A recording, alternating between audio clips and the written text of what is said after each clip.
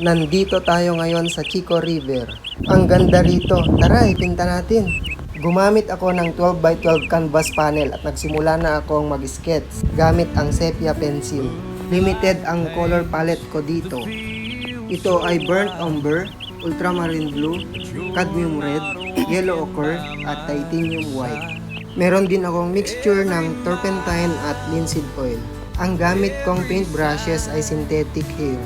Nagsimula na akong mag-blocking in a very loose and broad strokes para mabilis lang at makuuwi na agad.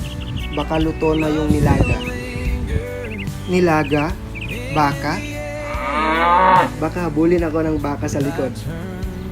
At nagsimula na akong maglagay ng mga details. Inulit-ulit ko lamang ito hanggang sa okay na sa akin kahit hindi okay sa kanya.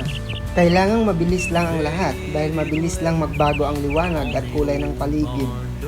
Kagaya niya, nagbago na. Masayang experience ang pag-plein air painting o outdoor painting dahil nagbibigay ng break sa kanya, sa screen time, at nagbibigay ng koneksyon sa kalikasan.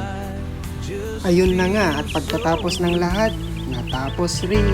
Every mile, every sign.